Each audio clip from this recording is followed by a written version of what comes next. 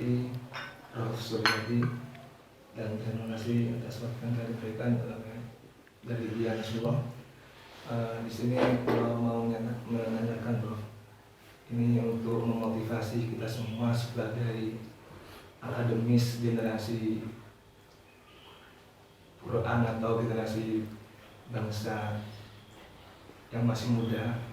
Kami mohon cerita atau motivasi bagaimana jenengan bisa melakukan atau menjalani pendidikan mulai dari jenjang sarjana sampai jenengan sampai mendapatkan gelar profesor, itu bagaimana tips-tips atau beberapa langkah-langkah atau cara jenengan untuk menjalani pendidikan itu mulai dari jenjang 1 sampai profesor itu agar bisa memotivasi kita, mungkin syukur-syukur kita semua ini bisa mendapatkan gelar seperti jenengan. Iya, amin, insyaallah. Yang saya tanyakan, terima kasih. Wassalamualaikum warahmatullahi wabarakatuh. Waalaikumsalam warahmatullahi wabarakatuh.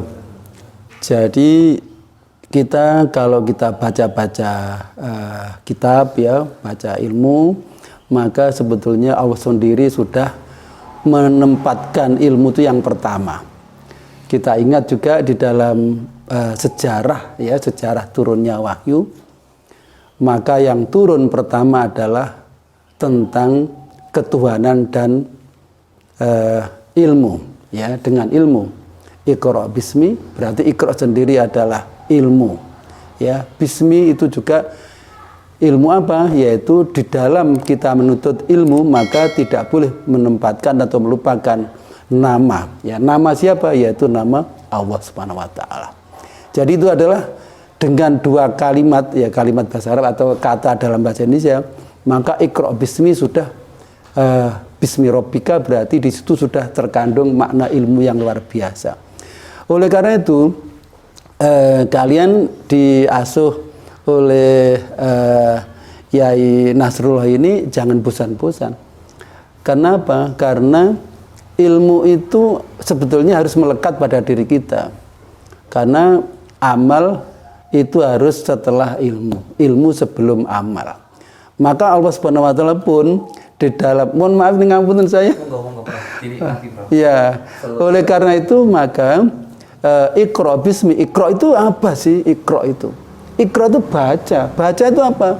Ya baca itu baca semua ayat, yaitu ilmu, kan gitu ya, ilmu. Tetapi jangan lupa bahwa di dalam membaca itu harus menyertakan nama Allah Subhanahu wa taala, biar tadi dikatakan berkah, kita diberikan buka hati kita. Istilahnya kalau yang tadi itu saya teringat kalau yang dari mana tadi Kalimantan ya, itu ibaratnya seperti kalau Al-Ghazali, Imam Al-Ghazali mengatakan ilmu itu kalau kita yang mencari itu sulit ya. Tapi kalau ilmu diberi itu gampang. Nah, itu mungkin yang ya Allah Subhanahu di sini terkumpul para santri-santri yang ilmu itu seolah-olah dikasih. Nah, itu yang sebetulnya begitu ya. Nah, kemudian itu yang pertama ya. Kemudian yang kedua, kami banyak sekali membimbing mahasiswa itu baik S1, S2 dan S3 itu macam-macam karakteristiknya. Ada kelompok 1 itu yang haus ilmu ya, haus ilmu. Mereka mengkaji, bertanya, cepat menyelesaikan pekerjaannya, kalau dikasih tugas langsung selesaikan. Kemudian yang kedua yang sedang-sedang ya, kadang-kadang sedang tapi masih nunda-nunda tapi masih mengerjakan. Nanti kalau sudah hampir selesai batas waktunya itu nanti baru dia termotivasi. Nah, itu biasanya juga ada yang gitu. Kalau antum misalnya kalau sudah waktunya di deadline sama Yai Nasrullah itu nanti tiba-tiba besok ini waktunya setoran misalnya. Nah, itu malamnya ngedur nggak tidur.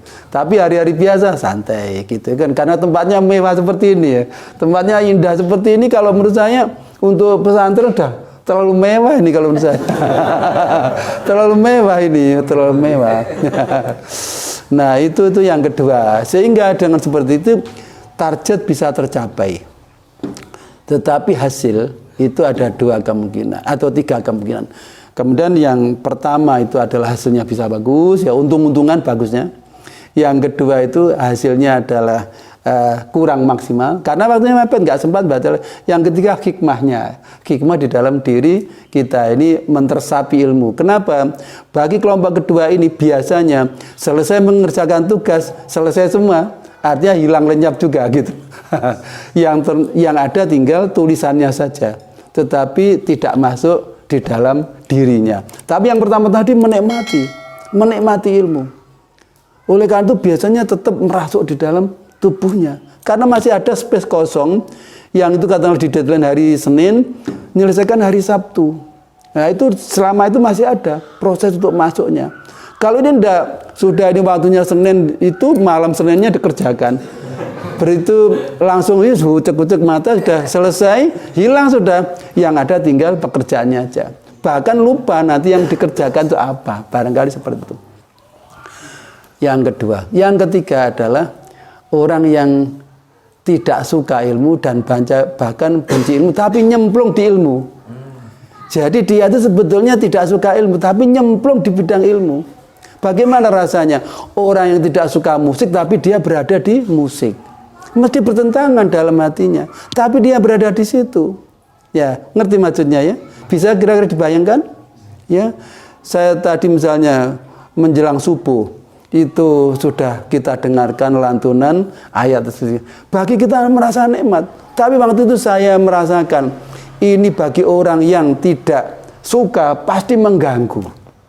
Karena bertentangan. Itu ada, baik itu mazhab 1, 2, 3, ada seperti itu. Sehingga pada saat, mohon maaf ini kalau di kami, sehingga pada saat setelah kita ingatkan, apalagi kalau bimbingan saya, promotornya saya, itu 100 meter dari saya melari mereka.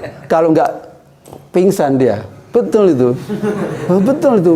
Itu yang masih kalau di kantor, kalau di kampus. Jadi, misalnya kelihatan saya di situ, itu bagi itu. Jadi kalau kelihatan, itu ada Prof. Yadi, dia langsung poilo. Untung enggak geblak di situ. Itu contohnya begitu. Kalau sudah ketemu gabruk gitu dan nggak ngerti kalau ada saya misalnya, dia mesti cari alasan yang macam-macam. Saya sakit lah, saya stres, saya apa gitu. Itu kalau ketemu. Kalau di rumah juga begitu. Bagi orang pencinta ilmu, lihat buku itu rasanya apa ya, isinya apa-apa. Tapi bagi lihat komputer atau laptop, dia ingin segera membuka. Saya punya ide ini, akan saya tulis seperti ini. Tapi bagi orang yang tidak suka ilmu yang tadi tapi masuk di bidang ilmu, maka kemudian melihat laptop itu buka itu stres dia, langsung dilempar masukkan di tas. Lihat buku pergi, kalau perlu kamarnya itunya ditutup ya, kasarannya itu. Kalau perlu jangan pernah melihat buku, jangan pernah melihat laptop. Katanya kalau dia melihat laptop kemudian ingat kerjaannya langsung lemes dia. Nah itulah ya kira-kira. Jadi mudah-mudahan pengalaman-pengalaman ini bisa menjadikan suatu motivasi bagi kalian semuanya. Itu yang kedua. Kemudian yang ketiga, ini yang ketiga itu memang semuanya ajaran dari kita luar biasa. Yang ketiga itu kerjakan semuanya dengan tekun istiqomah. Tak peduli nanti hasilnya apa, yang penting dalam hal kebaikan. Ya, kalau nggak direkam saya banyak cerita, karena direkam saya tidak banyak cerita. Yang intinya begitu. Ya, intinya begitu. Ini prinsip kita. Kalau kita melakukan suatu kebaikan dan kemudian istiqomah, tadinya kita mesti ingin sesuatu dengan kebaikan yang kita lakukan. Tapi kalau lama-lama kok nggak dapat apa-apa, lama-lama apa yang kita harapkan kok tidak muncul-muncul, lakukan saja di situ. Mungkin Allah akan membuat skenario di tempat yang lain yang mungkin lebih baik daripada yang akan kita pikirkan. Itu saya pikir yang ketiga, saya pikir cukup 3 saja. Ya, terima kasih ya.